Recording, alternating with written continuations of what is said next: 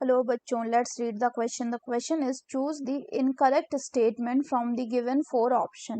पहला है all enzyme work efficiently at high temperature and high pressure. दूसरा है amino acid shows ionizable nature of NH2 and COO group in solution of different pH.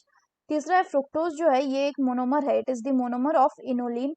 And fourth one is none of the above. तो आइए देखते हैं हम इसका की concept.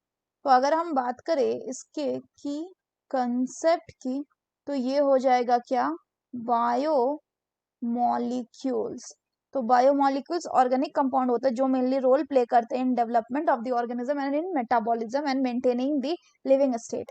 अब अगर हम बात करें क्या है गिवन ऑप्शन का, तो पहला बोला गया है एंजाइम. ये क्या है, ये भी आपका बायोमोलिक्यूल है, लेकिन इनको हम क्या कहते हैं, they are also called as biocatalyst. So enzyme are the biocatalyst. और अगर फर्दर बात करें तो ये जो एंजाइम है बच्चों, ये मेनली कैसे होते हैं, so mainly they are protein.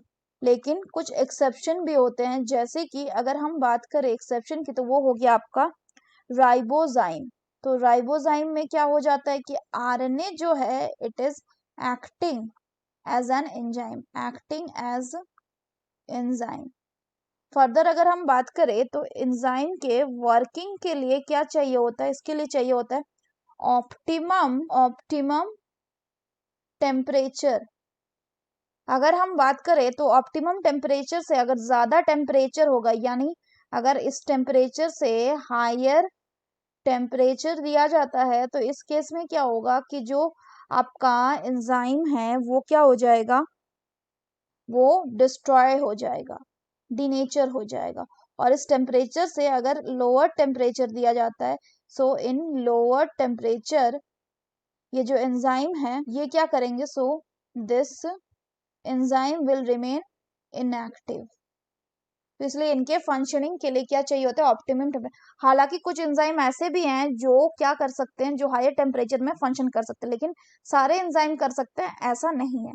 तो इसलिए ये कैसा, ये गलत हो गया क्योंकि इसमें बोला ऑल एंजाइम वर्क एफिशिएंटली. तो ये गलत है, सारे एंजाइम नहीं कर सकते. कुछ ही एंजाइम हैं जो ऐसे ऑर्गेनिज्म से आइसोलेट किए जाते हैं जो कि एक्सट्रीमली हाई टेम्परेचर में रहते हैं, जैसे कि hot went and sulphur spring में. और वैसे एंजाइम को हम थर्मोस्टेबल एंजाइम कहते हैं जो कि हाई टेम्परेचर को टॉलरेट कर सके. दूसरा बोला गया कि अमीनो एसिड जो है वो आयोनाइजेबल नेचर शो करता है. तो अगर हम बात करें एक अमीनो एसिड की, तो ये अमीनो एसिड जो है ये बना हुआ होता है 4 सब्स्टिट्यूएंट ग्रुप के, जिसमें कि एक अल्फा कार्बन जो है ये जुड़ा होता है आपका COOH which is the carboxyl group से. और इधर क्या होता है, इधर होता है आपका एक amino group which is the NH2 और ये H एंड R से जुड़ा होता है. अब अगर फर्दर बात करें तो ये जो अमीनो एसिड में ये जो आपका NH2 एंड COOH ग्रुप है ये शो करता है क्या, आयोनाइजेबल नेचर. यानी अगर हम बात करें तो होता क्या है कि it can exist in zwitter ionic form. It means it can exist in zwitter ionic form. अब अगर हम बात करें कि ज्वेटर आयोनिक फॉर्म क्या है, तो हम देखते हैं कि ये जो अमोनिया ग्रुप था यहाँ पे NH3 प्लस और COO जो है ये माइनस में एग्जिस्ट कर रहा है. यहाँ पे ये R ग्रुप है एंड दिस, और फर्दर ये क्या हो गया, दिस इज ज्वेटर आयन. अब बात करें ये ज्वेटर आयन जो है ये चेंज हो सकता है अलग अलग ग्रुप में, जैसे कि यहाँ पे ये चेंज हो रहा है किसमें, H2N. ये अपना प्लस साइन को या प्लस चार्ज को जो है उसको लूज कर रहा है और ये NH2 में कन्वर्ट हो जा रहा है और यहाँ पे आपका ये R है.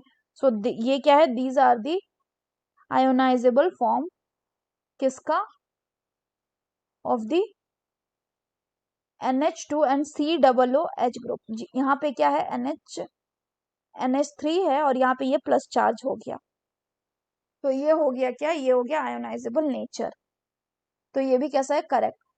नेक्स्ट बोला गया फ्रुक्टोज जो ये मोनोमर है इनुलिन का, तो ये बिल्कुल करेक्ट है. तो इनुलिन का मोनोमर कौन होता है, फ्रुक्टोज. तो हमें बताना है इनकरेक्ट स्टेटमेंट.